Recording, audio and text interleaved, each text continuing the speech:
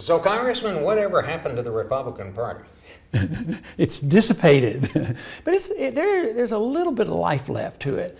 Ever since they've lost, they're born-again conservatives. They get together, they vote down, and they don't vote down, but they vote against all the big spending bills now. So they've been unified and they've been reinvigorated. But to me, it's too little, too late. You know what I thought in these recent weeks when I've been hearing Republicans talk about the stimulus package, I thought to myself, well, the rest of the Republicans are starting to sound like Ron Paul. Do you ever get that feeling? Oh, on the floor, I kid a little bit. I'll be getting the vote, and I do have a reputation for voting no now and then. So I'm getting my card, put it in, I vote no, and another Republican member comes in, he puts his card in, he votes no. I said, now, are you voting with me or am I voting with you now? And they said, well, they just sort of laugh because they don't want to talk about the embarrassment.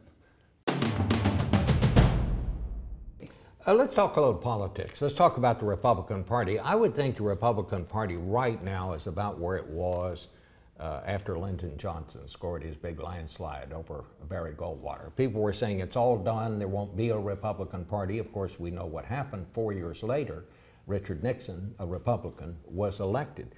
Will Republicans find another Richard Nixon? I wouldn't say Nixon in the sense it's probably not what you're looking for, but is there a leader going to emerge here?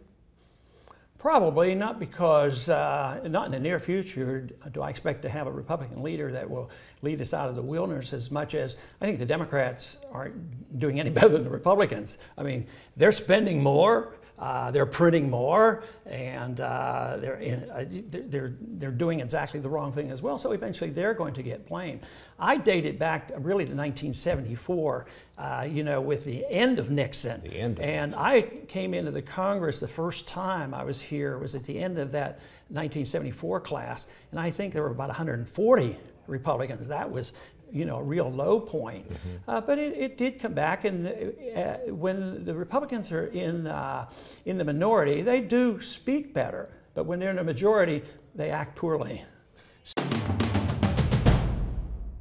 You showed people that you know a little something about the internet and how it works and the power of the internet.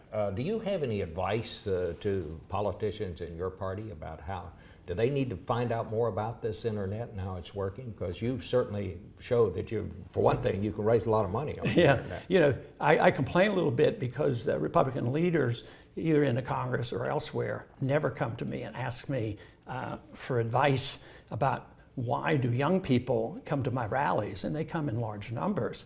And of course, they use the internet a lot. I do get a lot of questions, practical questions like, how do you raise money, Ron, on the internet? And the answer is that I don't know how to raise money on the internet. The question that should be asked is, why are they motivated? Why are they interested? And the answer is, they like the message.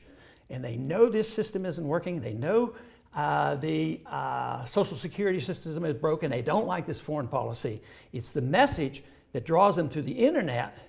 And the money sent to me, the big day, I forget, $8 or $10 million, it was all spontaneous. It was not organized by us. It was by people that were highly motivated and said, it's time we hear that message. Now, I have to ask you, were you twittering or emailing during the president's speech the other night? Well, I don't know whether I should confess. Well, a lot of people apparently were. I'm not sure I should confess to what I was doing. I have found in the last 10 years it's unbearable for me to go to those speeches. And I listen to them partially elsewhere. Oh, no, I don't attend because it is truly emotionally unbearing for me, and I couldn't do it for George Bush because I couldn't stand people yelling and cheering about what we were not doing, and I couldn't stand the foreign policy, and therefore I have to keep up in different ways than participating in an event like that. That event doesn't do me much good. All right. So what do you think the future of the Republican Party is?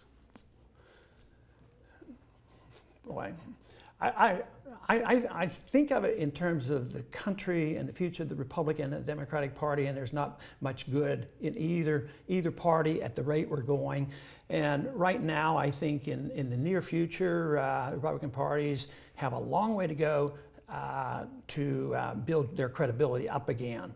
Because to be fiscal conservatives, all of a sudden they say, hey, look, we just had 8 years of you, or longer. Because since '94, you know, we've really had a lot to say about it. So we've lost credibility. Would you ever run for president again? Probably not. That's not on my not on my agenda. Okay. Well, good. Well, it's very nice to talk to you. Well, nice to talk to you.